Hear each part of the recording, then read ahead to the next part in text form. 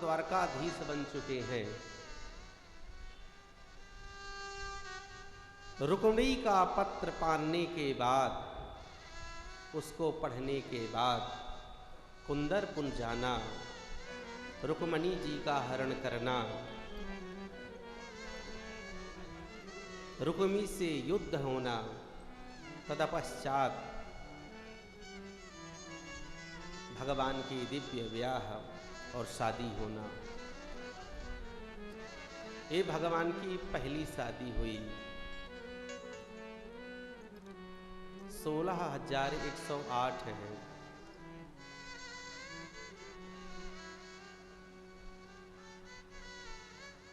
आचार्य सुखदेव जी परीक्षित को बता रहे हैं, इसी क्रम में जो दूसरी शादी भगवान की हुई,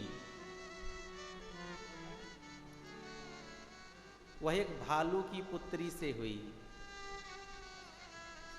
परीक्षित ने प्रश्न किया, मैं समझा नहीं कुछ, कि भगवान की शादी किसी भालू के पुत्री से हो। बोली कि बहुत लंबी कहानी है। भादों को चंद्रमा जो होता है उसे आप लोग कभी मत देखिएगा। चौथ का चंद्रमा कलंक लगता है।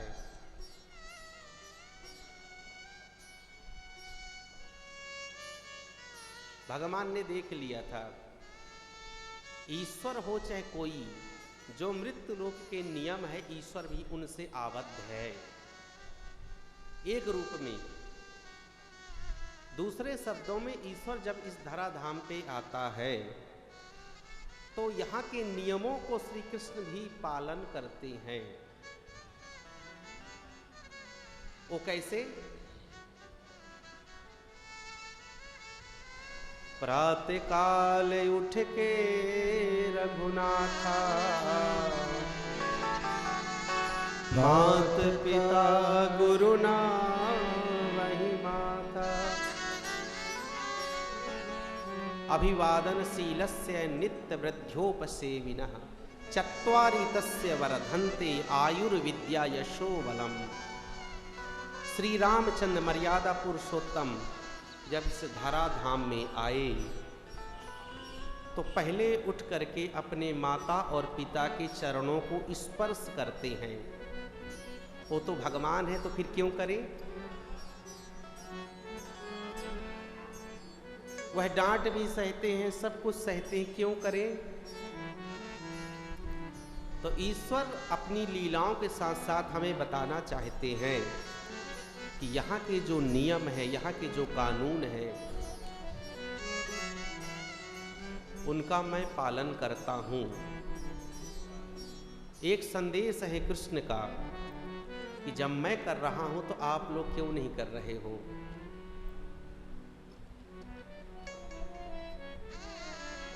तो जितने भी अच्छे और बुरे हैं, जो वस्तुओं से आबद्ध हैं, उन सब चीजों का पालन श्री कृष्ण करते हैं। परीक्षित को आचार्य सुखदेव जी एक दिव्य कथा सुनाई है। सत्राजित के एक राजा होते हैं। उनके पास स्यमंतक मणि होती है, 8 भार सोना देती है वो, लगभग 2 क्विंटल डेली, अगर उसकी 10 घंटा पूजा की जाए। अब चूंकि कृष्ण द्वारिकाधीश हैं, वह पूरी प्रजा का पालन करते हैं। एक दिन सत्राजित आते हैं भगवान जी के पास, उस मणि को गले में लटका करके। भगवान ने बोला, मेरे गोविंद ने कहा, सत्राजित तुम हो, तुम्हारी पत्नी है, तुम्हारी एक बेटा है, एक भाई है और बेटी है, कुल 4 लोग हो। तो यह मणि जो है तो खजाने में जमा कर दो, इससे जो है प्रजा का कल्याण होगा। सत्राजित ने मना कर दिया। कालांतर में उसी मणि को लेकर के सत्राजित के जो भाई हैं, प्रसेन हैं, जंगल में आखेट के लिए गए और प्रसेन को एक शेर ने मार करके उस मणि को ले लिया। इधर जब ये बात सत्यजित को पता चली तो सत्यजित सोचने लगे कि इस मणि को कृष्ण ने मांगा था, हो न हो कृष्ण ने मेरे भाई का वध किया है, मार दिया है। जब ये बात प्रभु को गोविंद को पता चली, गर्गाचार्य जी के पास गए कि हे गुरुवर, आप बताइए झूठा कलंक क्यों लगा, जो काम हमने किया ही नहीं, झूठी बदनामी हमें क्यों मिली। अच्छा ये सोचिए, ये दुनिया जो है भगवान को भी नहीं छोड़ती है।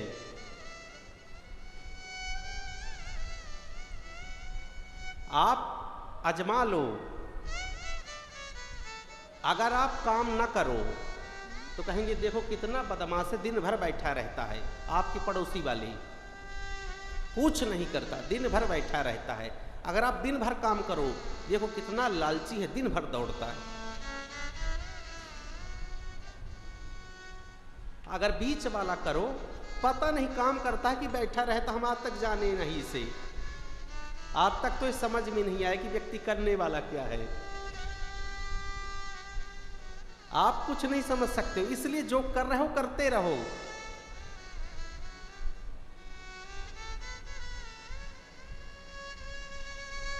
आप जो कर रहे हो ठीक कर रहे हो, सबकी सुनो अपनी करो। अपनी जो आत्मा बोलती है ना वो सच्चा होता है। ये नहीं कि रामदास जी कह दी कि ये करो, श्यामदास जी कह दिए वो करो और वही आप करने लगे, आप फिर कहीं नहीं पहुंच पाओगे। लक्ष्य बनाओ, उसी में चलो, दुनिया को चिल्लाने दो क्या कह रही है वो। बोले गुरुवर बताइए ऐसा दोष मुझे क्यों लगा। बोले तुमने भादों के महीने में जो चौथ का चंद्रमा होता है ना, आपने उसका दर्शन किया है। बोले तो अब क्या करें। बोले कि अब कुछ ना करो, जाओ जंगल पता लगाओ। भगवान कुछ अपनी मंडली परिकर को लेते हैं और जाते हैं जंगल, सच्चाई का पता लगाने। जंगल में देखते हैं प्रसेन मरा पड़ा है। आगे देखते हैं कि शेर के पैरों के चिन्ह हैं और उसके आगे जाते हैं एक भालू के पैरों के चिन्ह अंकित है। भगवान को यह बात समझ में नहीं आई कि शेर और शेर के बाद भालू, उन्हीं पैरों का अनुगमन करते हुए, अनुसरण करते हुए मेरे गोविंद पहुंच गए जामवंत जी के कुटिया में। जामवती जी हैं, उस मणि को लेकर के वो खेल रही हैं, क्योंकि प्रसेन को जो मारा था शेर था और शेर को मार करके जामवंत जी ले गई और उस मणि को जो है अपनी बेटी को दे दिया। बेटी उस मणि से खेलती है। भगवान ने देखा कि ये दिव्य मणि जो है, जामवती जी ने जब देखा भगवान को, गोविंद को, शोर मचाया है, पिताश्री पिताश्री, कोई आया है मणि को लेने।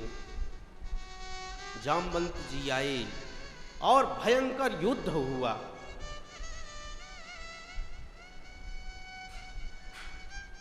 कई दिनों तक युद्ध चला। अच्छा, इसके पीछे एक रहस्य है। जब भगवान ने लंका विजय की, श्री रामचंद्र मर्यादा पुरुषोत्तम ने, तो भगवान ने सबको एक आशीर्वचन दिए, एक वरदान दिया। सबने कुछ मांगा, किसी ने भक्ति मांगा, किसी ने शक्ति मांगा, किसी ने वात्सल्य मांगा, किसी ने अनुराग मांगा, किसी ने वैराग्य मांगा। लेकिन जामवंत जी जो हैं तो कह रहे हैं प्रभु सब कुछ ठीक है, युद्ध हुआ, आपने युद्ध किया, हमने किया, लेकिन इस युद्ध में मुझे कम से कम आनंद नहीं आया, मेरी खुजली नहीं मिटी।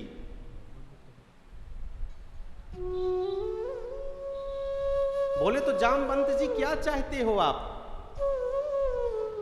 बोले प्रभु मैं आपसे दो दो हाथ चाहता हूं। आई वॉन्ट ए वार, मैं युद्ध चाहता हूं।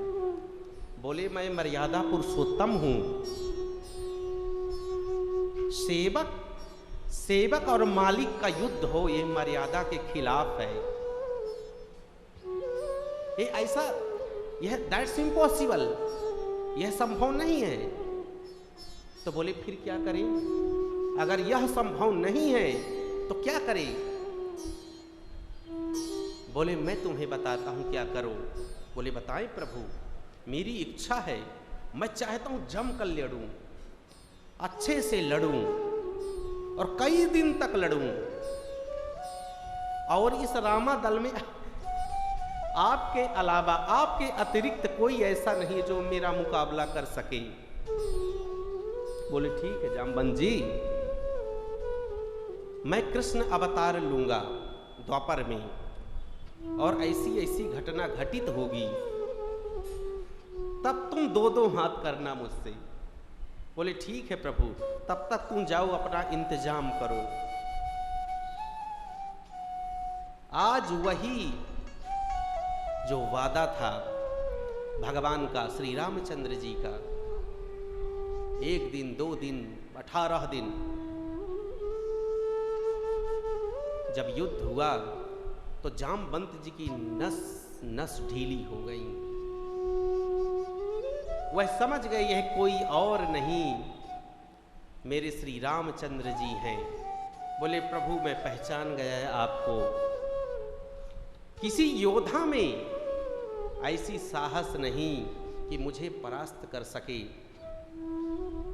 आप दर्शन दो, मैं समझ गया आप मेरे राम हो, मेरे स्वामी हो। भगवान सीता मैया के सही दर्शन देते हैं और कृतार्थ करते हैं। जामवंत जी वही मणि भगवान को देते हैं। भगवान मणि लेकर चलते हैं। बोले प्रभु ठहरो, मणि के साथ दूसरी मणि को नहीं लोगे क्या? बोले क्या? बोले ये मेरी पुत्री है जामवती, आपको इसको भी लेना होगा। आपसे सुंदर जो वर है मेरी पुत्री को और कौन मिलेगा? तो ऐसे जो है भगवान का दूसरा विवाह जो होता है जामवती ऋक्षराज भालू की कन्या से होता है। इधर जब भगवान मणि लेकर के आते हैं, सत्राजित को पता चलता है मैंने भगवान को झूठा लांछन लगाया है, तो बहुत बेचारे वह लज्जित होते हैं कि मैंने देखो मैंने झूठा कलंक लगा दिया गोविंद के ऊपर।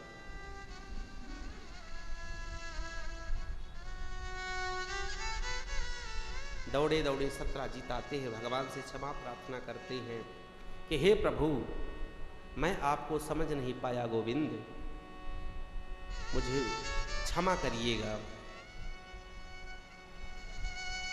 उस मणि को जाकर के सत्राजित को भगवान देते हैं, और सत्राजित जो है सत्यभामा उनकी पुत्री होती है।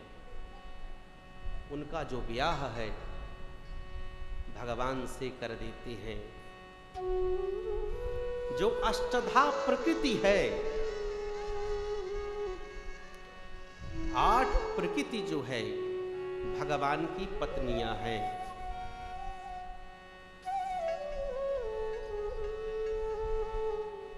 कई लोग शंका करते हैं कि भगवान के इतनी भगवान 7 वर्ष के थे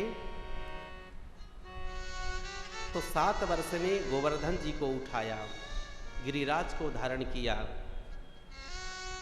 हम जा करके हम 50 किलो का पत्थर 7 वर्ष का बालक उठा सकता है क्या? जब कंस को मारा तो 11 वर्ष के थे, जब वस्त्रों की चोरी की तो 5 वर्ष के थे। और कई लोग कहते भगवान को क्या जरूरत थी इतने पूरे नगर बसाने की। 16,108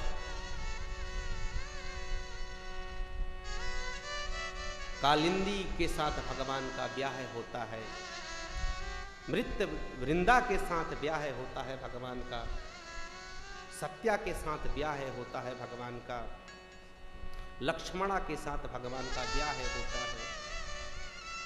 ऐसे भगवान के 8 ब्याह होते हैं।